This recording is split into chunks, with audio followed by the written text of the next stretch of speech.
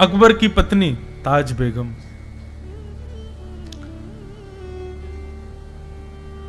पहली बार गोवर्धन गई और जब से गिरधर स्वरूप को देखा तब से बस उन्हीं की हो गई। वापस लौट करके जब आगरा गई ना तो ऐसा ज्वर चढ़ा उसको कि वो ज्वर वैद्यों की दवाइयों से ठीक ही नहीं हुआ। अकबर ने पूछा, बेगम तुम ठीक नहीं हो रही हो, क्या हो गया है? बोले, कृष्ण विरह का ज्वर चढ़ा है हमें, आपसे प्रार्थना है हमें वृंदावन भेज दो वापस। वृंदावन भेज दिया। बड़ी मशक्कत करके आई, वृंदावन में रहने लगी।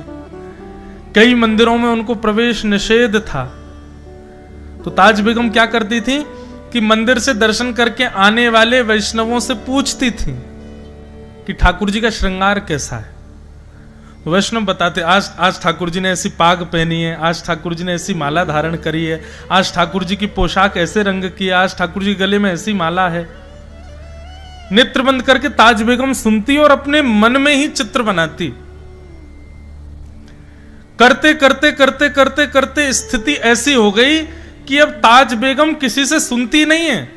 जब दर्शन खुलते हैं तो द्वार पर जाकर के बैठ जाती है और नेत्र बंद करके हाथ में एक सीख लेती है और रज में ही एक सुंदर आकृति बनाती है और भीतर से दर्शन करके आने वाले दर्शनार्थियों से कहती है, सुनो आप मत बताना, मैं बता रही हूं, आज ठाकुर जी ने पीली पाग पहनी है ना? बोले हाँ। आज गले में मोतिन की माला है ना? बोले हाँ। आज ठाकुर जी ने ऐसी पजम्मी पहनी है ना? बोले हाँ। आज ठाकुर जी ने गले में मोंगरे की माला पहनी है ना? बोले जी। आज ठाकुर जी ने अपने कानों में मत्स्याकृत कुंडल पहने हैं ना? बोले हाँ। जैसे ही सब पर हाँ करते ताज बेगम उसी में ही आनंदित हो जाती। अब उसको दर्शन के लिए मंदिर में जाने की आवश्यकता नहीं थी, वो बाहर बैठ के चिंतन करती थी और ठाकुर जी वहीं प्रकट होकर उसको उसके चित्त में एक छवि दिखा देते थे, आज हम ऐसे लग रहे हैं। ये कृपा वृंदावन करता है बंधु। अनेक भाव वृंदावन को हम बारंबार प्रणाम करते हैं। आगे बंधुओं भागवत में युगल गीत आता है। युगल गीत में एक बहुत सुंदर प्रसंग है, बस उसको कह के हम कंस वध की ओर चलेंगे, फिर रुक्मणी विवाह करेंगे। महाराज जी विराज रहे हैं, मुखिया जी भी बैठे हैं, तो और उन्हें उच्चंग आ जाए बोलवे की। गोपियां कहती हैं यशोदा मैया से, विविध गोप चरणेषु विदग्धो वेणुवाद्य उरुधा निज शिक्षा, तब सुतः सति यदादर बिंबे दत्त वेणुरनयत्य स्वर जाति। गोपियां यशोदा मैया से जाकर के कह रही हैं, बोले मैया एक बात बताओ, तुम्हारे लाला ने बंसी बजानो कहां सीखो? या के गुरुजी कौन है? जाकू बंसी बजानो कौन ने सिखायो? बोले क्यों? बोले मैया तुम्हारो लाला बंसी बजावे तो हमारे घर में भोजन ना बन पावे। मैया बोली क्यों भोजन क्यों ना बन पावे? बोले लाला की वंशी में ऐसो जादू है कि जड़ वस्तु भी चैतन्य है जाए। हम चूल्हे में लकड़ी लगावे जलावे और जैसी रोटी सेक वे बैठे, इतने में लाला बंसी बजा दे, सो सबरी चूल्हे में पानी पानी है जाए, लकड़ी में ऊ जला जाए, कोई जले ही ना पावे, जड़ वस्तु भी चेतन है कि बहने लग जाए। मैया तुम्हारे लाला ने बंसी बजानो कहां सीखो? या कि गुरुजी कौन है? मैया बोली क्यों? बोले बात दारी को पकड़ के जमुना जी में फेंक के आएंगी हम। बंसी तो सिखाई वाने, लेकिन इतनी मधुर सिखा दे, अरे नेक तो कम ही रख तो। यशोदा मैया कह रही हैं, वेणु वाद्य उर्धा निज शिक्षा। यशोदा मैया कह रही है मेरे लाला ने कोई तो वंशी ना सीखी, उर्धा निज शिक्षा, ये स्वयं की शिक्षा है लाला की। याकू कोई बंसी दे गए हो, वही दिना से बैठो बैठो अपने आप ही कर कमलंते बजा बजा के यानी बजानो सीख लियो, यानी कोई से सीखो नहीं। अच्छा ठीक है, कई बार कई घरों में ऐसा होता है कि बालक को वाद्य मिल जाए तो वो थोड़ा थोड़ा बजा लेता है उसको, लेकिन ठाकुर जी थोड़े मोड़े जानकार नहीं थे बंसी बजाने के। ठाकुर जी वंशी बजाते थे तो स्थिति क्या होती थी उसका वर्णन किया गया। क्या वर्णन कर रहे हैं? बोले ठाकुर जी जब वंशी बजाते हैं तो क्या होता है? बोले सवन सस्तुत धार्य सुरेशा सक्र सर्व परमेष्ठि पुरोगा कवय आनत कंधर चित्ता कश्मलम ययुरनेक्षितत्वान्।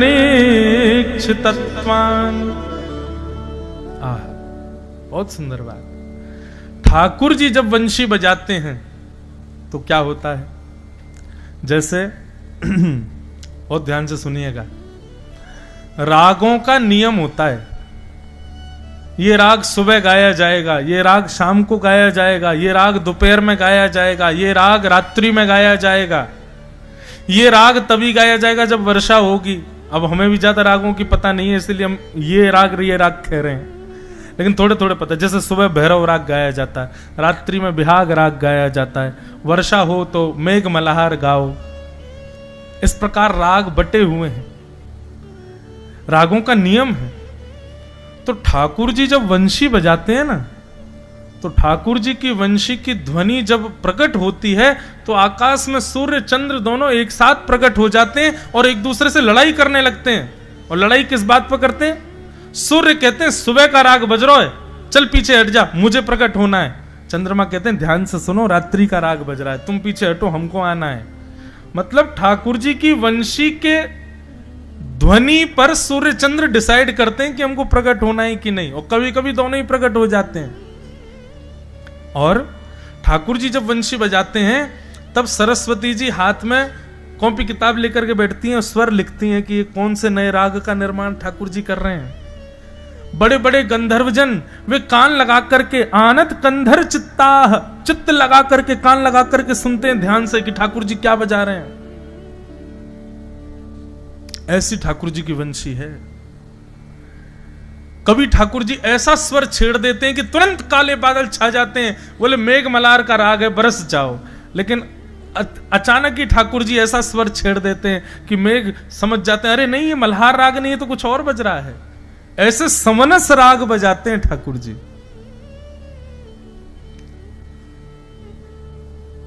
ऐसी ठाकुर जी की वंशी है। उसके विषय में गोपियां पूछने गई हैं यशोदा मैया से, आपके लाला ने वंशी कहां से सीखी। लेकिन बंधुओं, हमारे ब्रज के लीला में एक प्रसंग आता है, और प्रसंग ऐसे है कि ठाकुर जी जब वंशी बजाते तो आकाश में देवता प्रकट हो जाते, प्रत्यक्ष दिखते थे सबको। देख चंद्रमा घूम रहा हो, ओ देख सूर्य भी आ गए हो, ओ देख ये तो यहाँ पे वरुण देवता घूम रहे हैं, इंद्र भी घूम रहे हैं ठाकुर जी की वंशी सुनने के लिए। एक बार सब भगवान के ग्वाल बाल ललता विशाखा आदि सखीन से कहने लगे, सुनिए हमारे लाला की वंशी। देख रहे हो, देवता भी सुनवे आमे लाला की वंशी को। ललता विशाखा दोनों किशोरी जी के पास गईं और राधा रानी से जाके बोली, सुनो ये मधुमंगल श्रीदामा तनसुका मनसुका धनसुका, हमारे लाला में अभिमान नहीं है, लेकिन वहां के सखा बड़े अभिमानी है, बार बार हमको छेड़ते रहेंगे। देखो हमारे लाला की वंशी सुनी, हमारे लाला जैसा कोई ज्ञानी नहीं, हमारे लाला जैसा कोई दानी नहीं, हमारे लाला जैसा कोई योगी नहीं। किशोरी जी आप एक बार ने मजा चकाए दो, एक बार ने एक आपकी दोनों की बैठ करके बढ़िया एक कंपटीशन कर लो नेक। श्री जी बोली, अरे नहीं, कहा है श्याम सुंदर को विजयी रहने दो ना सदैव। नहीं नहीं, एक दिन तो आपको बैठना पड़ेगा। और सखीन की बात मान करके एक दिन यमुना जी पे एक तरफ सब सखा और ठाकुर जी, और एक तरफ सब सखी और किशोरी जी, संगीत को बढ़िया आयोजन है रोए, कौन ज्यादा बढ़िया बजावे। ठाकुर जी लेके आए वंशी और किशोरी जी लेके आई वीणा। बैठ गए। पहले ठाकुर जी ने वंशी बजाई। अब जैसी वंशी बजाई आकाश में देवता प्रकट है गए। महाराज सबरी ऋतुएं एक साथ आ गई, सर्दी लगे, कभी गर्मी लगे, कभी जेठ को महीना, कभी कछु, हर क्षण ऋतु बदल रही है। ऐसी ठाकुर जी की वंशी। यमुना जी स्तब्ध हो गई हैं, बह नहीं रही हैं, वृक्षों ने हिलना बंद कर दिया है, सुंदर पवन में चंदन की सुगंधी आ रही है ठाकुर जी की वंशी से। ऐसी स्थिति हो गई। वातावरण का वर्णन नहीं किया जा सकता। और सब मधुमंगल श्रीदामा कहें देखिए हमारे लाला की वंशी। ललता विशाखा बोली अब रुक जाओ, ने हमारी श्री जी को बजान दो। श्री जी ने जैसे ही वीणा हाथ में ली और वीणा हाथ में लेकर के नेत्र बंद करके अपनी भुजा रख के तारों को अपनी कोमल उंगलियों से आच्छादित करके जैसे ही एक झंकार मारी है, और झंकार पड़ते ही महाराज ठाकुर जी की वंशी सुनकर के तो देवता आकाश में प्रकट भये, लेकिन किशोरी जी के झंकार से महाराज ब्रह्मांड का भेदन हो गया। सब देवता धरती पे गिर पड़े और जैसे ही गिरे त्राहिमाम करके सब भागे, बोले नूतन प्रलय हो जाएगा। इस सृष्टि संसार में 14 भुवनों में इतनी योग्यता नहीं कि श्री जी के भुजा से प्रकट स्वरों को सुन सकें, इतनी योग्यता नहीं है। सब देवता आकर के प्रार्थना करने लगे, सरस्वती आदि सब कहने लगी वो श्री जी बस बस बस, इतनी योग्यता इतनी क्षमता हम लोगों में है ही नहीं कि हम आपके वीणा को सुन सकें। मधुमंगल श्रीदामा इधर उधर पड़े भय, कहीं उठ करके आए, सिरवर अपने संभाले, बोले कहा भयो देखी तो महाराज ठाकुर जी किशोरी जी के चरणन में बैठे हैं। बोले कि आप ही हमारी गुरु हो, हम तो आपके दास हैं। और वह दिन से ठाकुर जी रोज ट्यूशन पढ़ने जाते हैं किशोरी जी के पास। प्यारी जू पिए ही सिखावे वीणा, वीणा लेकर के ठाकुर जी किशोरी जी के पास जाते हैं। और मधुमंगल श्रीदामा जब जब ललिता विशाखा और श्री जी जाती हैं घुटने टेक करके प्रणाम करते हैं, बोले क्षमा आज के बाद नहीं कहेंगे ऐसे। श्री जी के आगे सब नतमस्तक। ऐसी ठाकुर जी की श्री जी की मधुर लीला है। तो युगल गीत में भगवान की वंशी के गुरुदेव बताए गए स्वयं ही हैं ठाकुर जी। अब आगे बंधुओं कथा आती है, थोड़ा गंभीर प्रसंग है, हम गंभीर प्रसंग कम बोलते हैं लेकिन हम स्पर्श करके निकलेंगे। भगवान ने अरिष्टासुर व्योमासुर का उद्धार किया। नारद जी कंस के पास गए और कंस के पास जाकर के कहने लगे, बोले तुम्हारा शत्रु कृष्ण दिन ब दिन बड़ा होता जा रहा है, तुम कुछ मत करो, बैठे रहो यहीं पे। कंस कहने लगा मैं कुछ ना करूं, अरे मैंने कितने राक्षस भेजे, सब मार दिए उसने।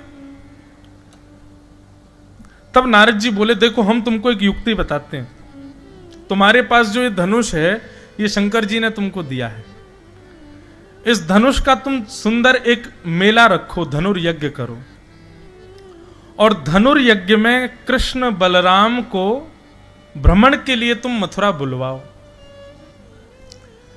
कृष्ण बलराम दोनों जब मथुरा आएंगे, मेले में घूम रहे होंगे, छुप करके सैनिकों के द्वारा मरवा देना, तुम्हारा शत्रु कृष्ण मर जाएगा। पूरी योजना बड़ी बढ़िया सी बना करके कंस को बता दी। कंस बोला महाराज आप तो मेरे बड़े हितैषी हो। नारद जी बोले तेरी चिंता करता हूं मैं 24 घंटे, चल तैयारी कर मेले की बढ़िया, और ज्यादा समय मत लगाना, कृष्ण को बुलवाओ जल्दी वृंदावन से। और उसके घर वाले पूछेंगे क्यों बुला रहे हैं महाराज कंस, तो कह देना हमने सुनी थी कि एक बार बहुत तेज बारिश हुई थी तो इस बालक ने पर्वत उठा करके पूरे ब्रज की रक्षा की, इसलिए हम लाला को उपहार देना चाहते हैं, इसलिए बुलाओ। कंस बोला जो आज्ञा। नारद जी कंस को सब समझा के पढ़ा बुझा करके सीधे पहुंच गए वृंदावन। वृंदावन में ठाकुर जी गैया चरा रहे थे, सही नारद जी ने ठाकुर जी को बुलाया, बोले भगवान अब रास बिहारी करते रहोगे, गैया चराते रहोगे, ग्वाल बालों के संग आनंद करोगे, कंस को कब मारोगे आप? भगवान बोले वहां तो तुम हमको मरवाने की योजना बनवा के आए हो और यहां के हमसे कह रहे हो कि उसको मार दो। नारद जी तुम भी बढ़िया हो, नमक मिर्च दोनों तरफ डालते हो। बोले मैं नहीं डालूं तो आप तो यहां बैठे बैठे आनंद ही लोगे, कंस मरेगा ही नहीं। भगवान अब ब्रज त्यागने का समय आ गया है, मथुरा जाना है, कंस का वध करना है। देवकी और वसुदेव आपकी 11 वर्षों से प्रतीक्षा कर रहे हैं कारागृह में, उनको दर्शन देना है। भगवान सांदीपनी गुरुकुल पढ़ने के लिए जाना है, पढ़ करके आकर के फिर द्वारिका की स्थापना करनी है, 16,108 ब्याह करने हैं, महाभारत का युद्ध करा करके गीता का प्रचुर ज्ञान इस पूरी पृथ्वी को देना है, अपनी लीला संवरण करके वैकुंठ जाना है भगवान, आप अभी वृंदावन में ही हो, अभी तो लीला बहुत बची है। ठाकुर जी के नेत्रों में आंसू आ गए और नारद जी से बोले, नारद सही बताऊं, मैं भूल गया था कि मैं परमात्मा हूं, मैं परब्रह्म हूं। मैं सच में विस्मृत हो चुका था कि अभी इतनी लीलाएं मुझे करनी है, मुझे वैकुंठ भी जाना है, मुझे द्वारिका बसानी है, आदि आदि ये सब करना है। सही पूछो नारद, इन ब्रजवासियों के प्रेम ने मुझे ये तक भुलवाने पर मंजूर कर दिया कि मैं त्रिलोकीनाथ हूं। मुझे अपने ऐश्वर्य को प्रकट करने में, अपने भगवत तत्व को देखने का कोई शौक नहीं, बिल्कुल आनंद नहीं आता मुझे उसमें। सदा लगता है कि इन ब्रजवासियों के प्रेम में उन्मुक्त रहूं और बस इनका दास बना रहूं, इसी में ही सुख मिलता है। नारद देख लो ना, कुछ और हो सके तो कंस को देख लो, महादेव से कह दो वो मार जाए, कहीं और आगे की लीला कहीं और से हो सके तो देख लो, हमको वृंदावन ना जाना पड़े यहां से, ऐसा कोई व्यवस्था देख लो। नारद जी तो महाराज स्तब्ध होके बैठ गए, बोले ये मैं क्या देख रहा हूं? त्रिलोकीनाथ, पूरे विश्व को चलाने वाला परब्रह्म परमात्मा मुझे बंधन में क्यों दिख रहा है? पूरे विश्व को मुक्त करने वाले वेद जिसके रोम से प्रकट होते हैं, वो बंधन में? ये कैसे हुआ भगवान? अहम भक्त पराधीन। नारद मुझे कोई नहीं बांध सकता, धन के बल पर, ऐश्वर्य के बल पर, अपने तन के बल पर या किसी भी प्रकार के बल पर मैं किसी के अधीन नहीं हो सकता।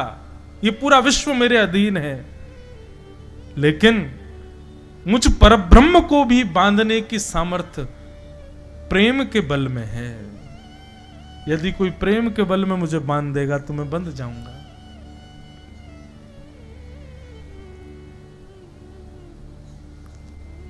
नारद मैं कैसे रहूंगा इन ब्रजवासियों के बिना, कैसे छोड़ के जाऊं वृंदावन? मुझे पता है आगे की लीला भविष्य के लिए बहुत आवश्यक है, कलयुग में बहुत योगदान होगा उन लीलाओं से, लेकिन मैं कैसे करूं? मैं इस ब्रज को छोड़ के नहीं जा सकता। ब्रजवासी मेरे बिना प्राण त्याग देंगे अपने। नारद जी चरणों में गिर गए, बोले भगवान आपको सौगंध है हम देवताओं की, आपको ब्रज तो त्यागना पड़ेगा, आगे की यात्रा के लिए आपको जाना पड़ेगा। भगवान वापस वैकुंठ भी तो आना है। ठाकुर जी बोले ठीक है मैं विचार करूंगा। सोचो, ये सोचनीय बात है कि भगवान कह रहे हैं कि मैं विचार करूंगा।